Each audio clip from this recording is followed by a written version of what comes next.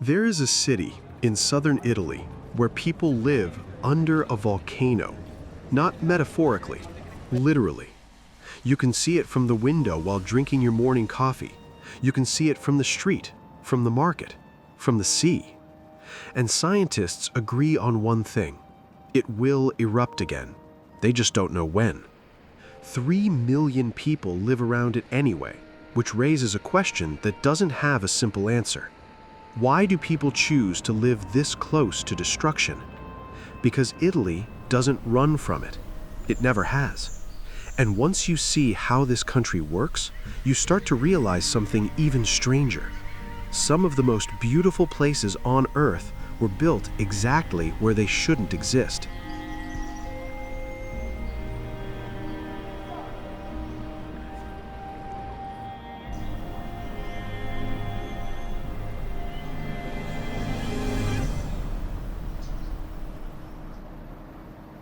A few things you need to know first.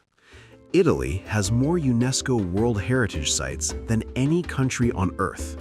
It sits on a fault line between continents, Africa pushing north, Europe pushing back, meaning the ground itself is never fully stable. And almost everything you're about to see exists because something else was destroyed first. Cities buried, empires collapsed, knowledge lost, and then rebuilt. But here's the part most people miss. There's a color that appears everywhere in Italy. In rooftops, in soil, in sunlight. A burnt, rust-red tone. Ochre. The color of something that used to be fire.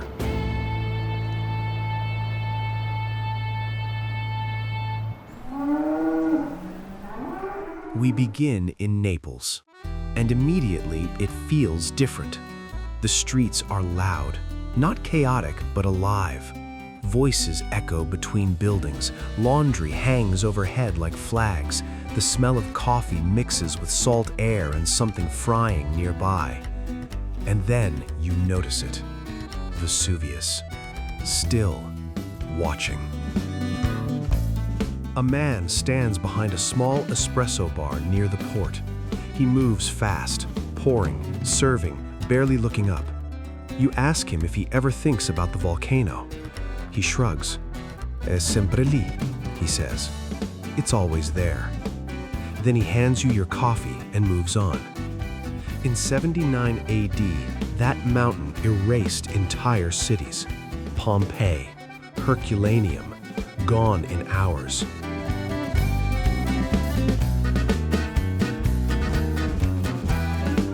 But here's the part that changes everything.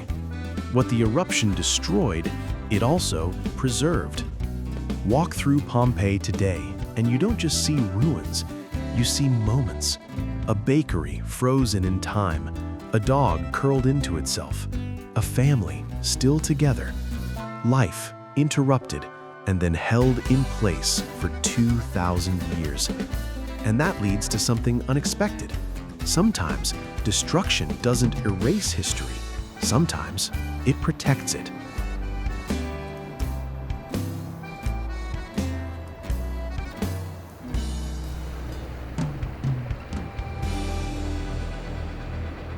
Travel north, and eventually you reach Rome.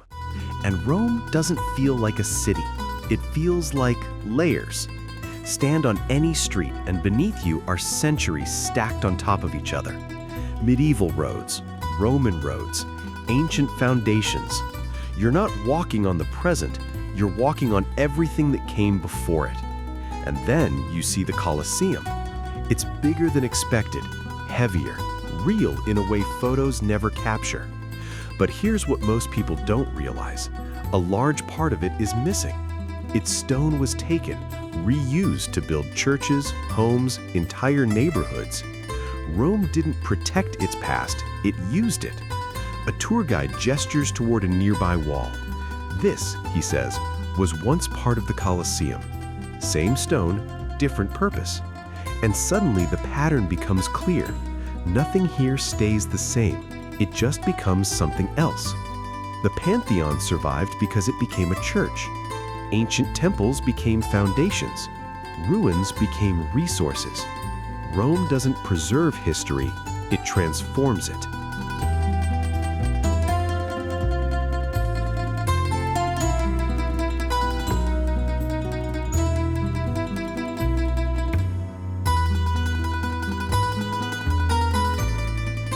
So, by now, the pattern seems obvious. Destruction happens, Italy rebuilds, over and over again. But then, something breaks that pattern completely, because not every beautiful place in Italy was built on ruins. Some were built on something far less stable, nothing at all.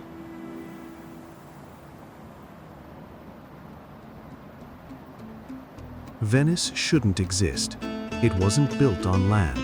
It was built in water, on wooden stakes, on mud, on a lagoon people once tried to escape into, and somehow it became one of the most beautiful cities on Earth.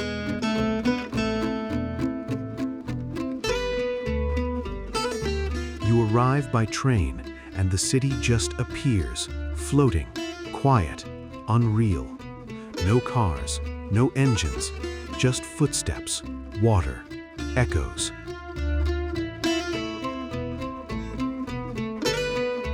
Early in the morning, a shopkeeper lifts a metal barrier as water spills into his store.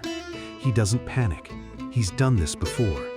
He sweeps the water out slowly, methodically, like part of a routine. Acqua alta, he says, high water.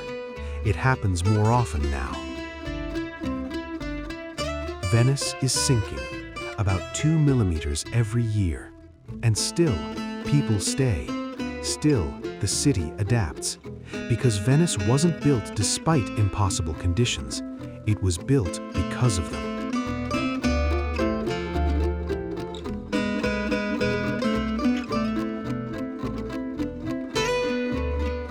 And just when you think you understand Italy, you reach Florence, and the question changes again.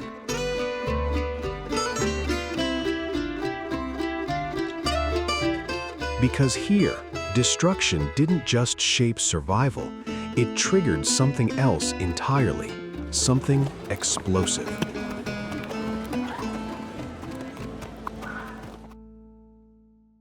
Tuscany feels softer. Rolling hills, warm light, that same ochre color in the soil.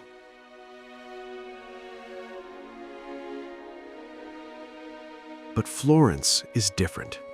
This city didn't just rebuild, it created. Within a few streets, within a few decades, Leonardo da Vinci, Michelangelo, Botticelli, all working at the same time.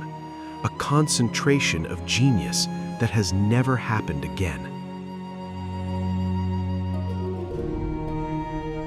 A young art student stands inside a gallery, staring at a painting longer than anyone else, not taking photos, not moving, just looking.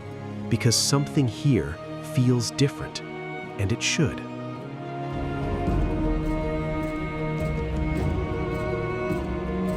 Most of this beauty came from a time of instability, plague, conflict, uncertainty, and yet, this is when art exploded.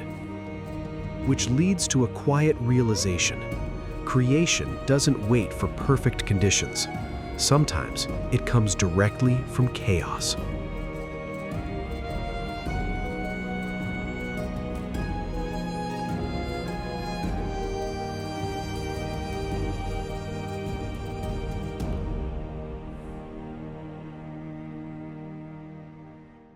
And finally, we go south again, to Sicily, where everything feels older, rougher, more layered.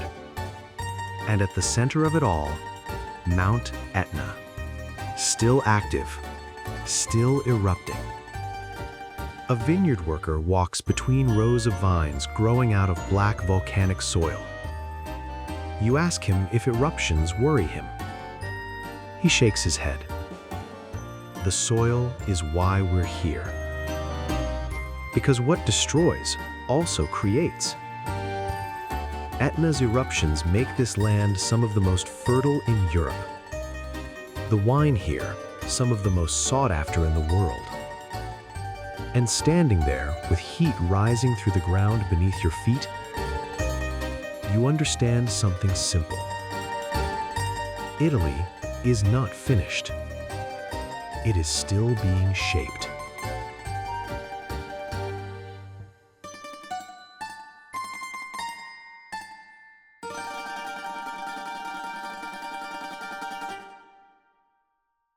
Creation and destruction.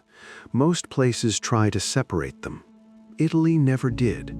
It built on volcanoes, in water, on ruins. And when things fell apart, and they did, it didn't try to go back. It built forward. Pompeii was buried and preserved. Rome was stripped and rebuilt. Venice is sinking and adapting. Etna erupts and feeds the land. And slowly, a pattern emerges. The beauty isn't despite what happened here, it's because of it.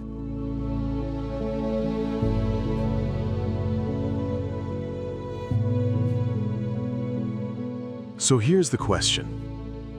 Think about the most beautiful things you know. Are they perfect? Or are they shaped by what they've survived? Because if you take away the destruction, the pressure, the change, Italy doesn't just look different, it disappears.